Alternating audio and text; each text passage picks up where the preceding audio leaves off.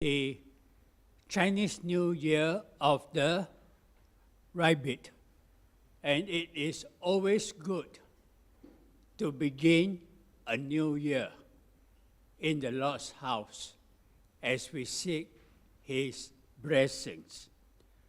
We have been on this series of Proverbs since last year.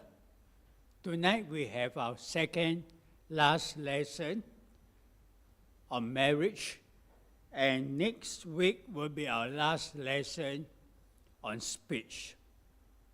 Proverbs 9:9 give instructions to a wise man, and he will be yet wiser.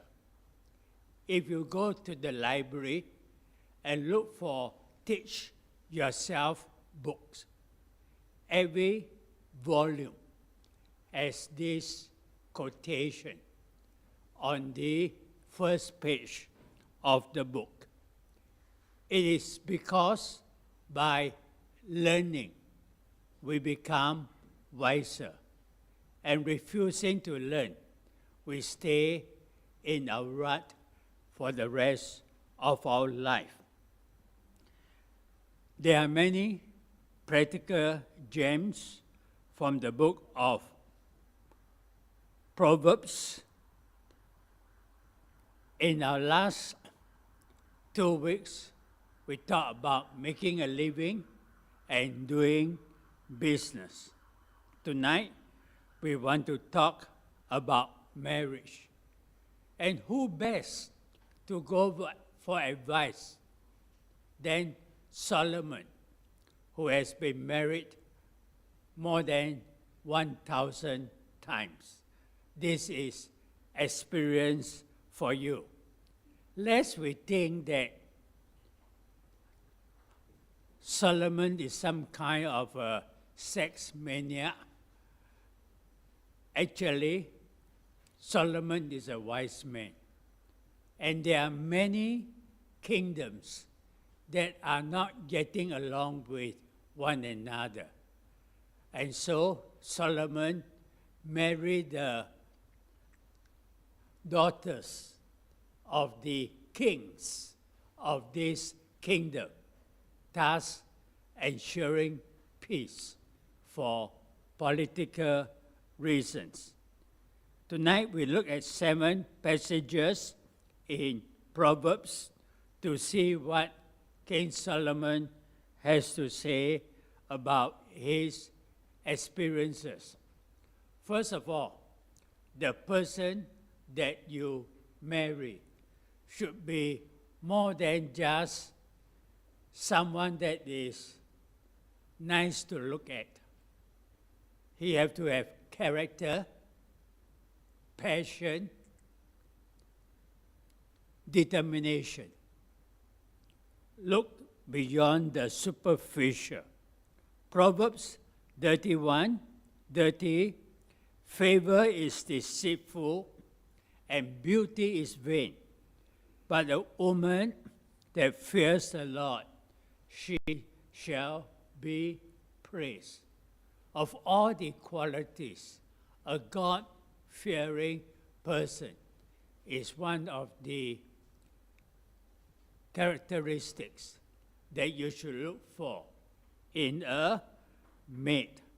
Sometimes we see in the church a family who have stopped coming to church. The father stopped coming. The mother stopped coming. The children stopped coming. There is no strength of character in this family. If a family goes to church, and if one member stops attending, then the other members have to set this person right and encourage this person to continue to be faithful, like the song we sing, Faithful Love, instead of the entire family. Nobody does anything to prevent the slide.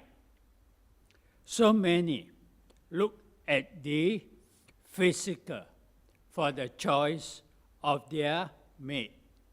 But you need to look beyond.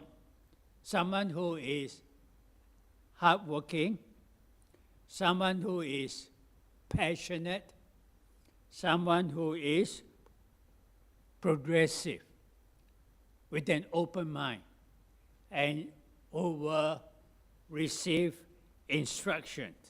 But most of all, especially a faithful Christian who's active in Bible classes and church activities. Because beauty is vain, but faith is stable. Secondly, in every marriage, there must be grace in the sight of the woman and strength in the sight of the man.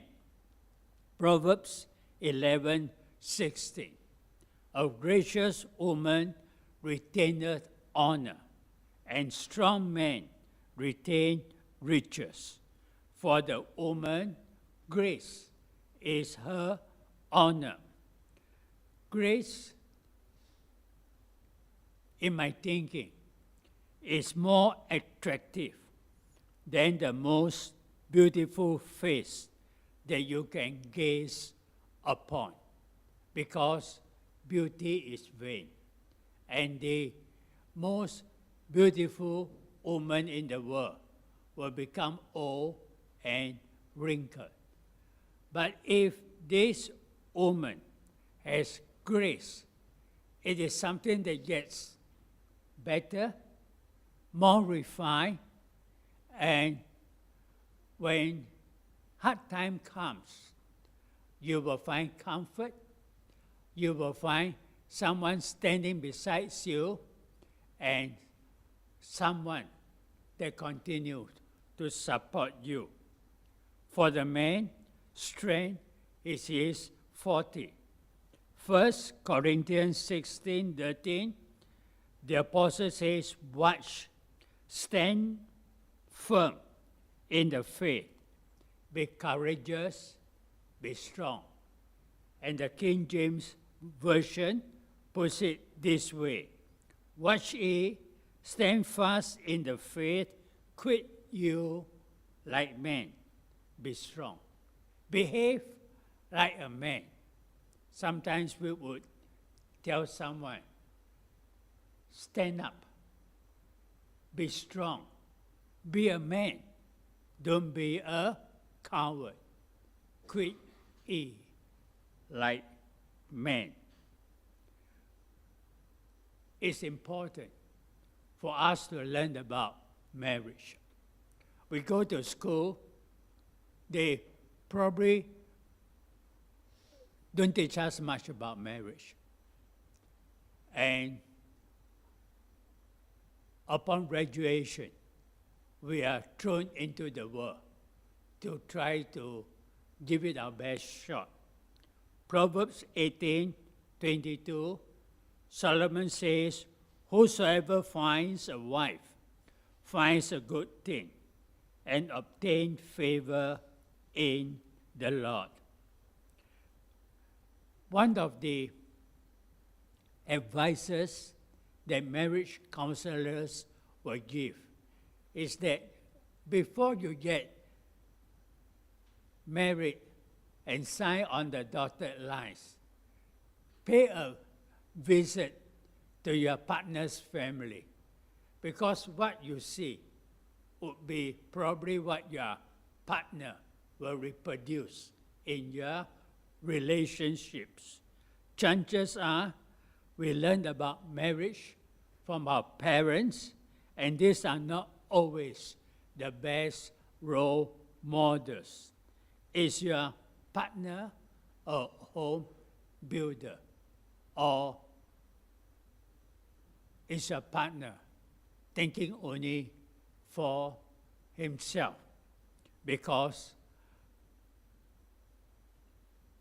at this time and age, divorces so abundant, run away, that it is hard to do anything. But if you learn about marriage, Ecclesiastes 4:9, two are better than one, because they have a good reward for their labor. So, number 4, decide carefully. Plenty of time. No need to rush, because if it is your intended, it will be there. If it's not your intended, then it is good not to be put together. Solomon put it in this way in Proverbs 21:19. It is better to dwell in the desert land than with a contentious and frightful woman. I believe I've come across a version that says it is better to dwell on the rooftop than with an angry woman. Being single for life is okay, because it is better than marrying a person with anger issues, like Spike here, living in the desert. Singapore, believe it or not, has one of the highest divorce rates in the world. 58% of all marriages ended in divorce. So if you intend to get married, your chances are 50-50, because it is not on your side. And if it is the first marriage, 58% divorce. If it is the second marriage, 60%. And if it is the third marriage, 73%. I got this from the internet. Fifthly, in all relationships, act faithful love. Proverbs 15:7, better is a dinner of herbs where love is than the store ox and hatred therewith. The best thing that you can do for your marriage is love. In the musical Camelot, there is a song, How to Love a Woman. And the answer to this question is to love her, simply love her, only love her. If you want your marriage to work, love one another. Do not wait until it's too late. People that never bought flowers to their wife have to do it after they are gone at their graveside. Do it while you can. Love your spouse. And on the same note, be praiseworthy.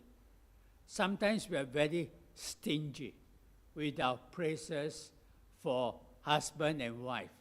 And it's like some gum stuck to our mouth. And it is hard for us to say thank you. I appreciate it. You look nice. And words that will make the other person happy.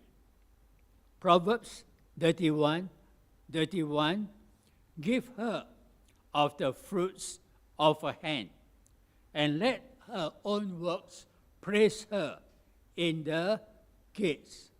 We are too quick to criticize one another, especially in the family.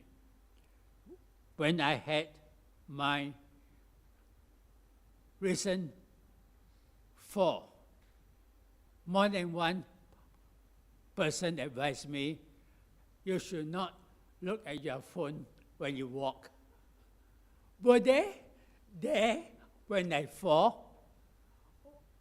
Was I looking at my phone when I fall? But these people seems to know more than anybody else. And sometimes we have this mentality. Instead of thinking the best of another person, we jump to conclusions. Let us use occasions like birthdays and anniversary at least to heap praise on one another. No need to be stingy because it don't cost you anything, especially on the internet. Some people are looking to comment in a negative way when they see something that they don't like. And everybody knows how naggy you are instead of being positive. And finally, seek God's blessing. So important in every marriage. Proverbs 10:22, the blessing of the Lord makes rich, and he added no sorrow with it. Start your marriage by devoting your home to the Lord, because Psalms 127 verse 1, except the Lord builds the house, they labor in vain to build it. If your marriage do not have the blessing of the Lord, it is doomed to fail. But each day you bring your marriage to the Lord and seek his blessings. No matter what takes place, you will do well. It is good for every home to have a plaque like this.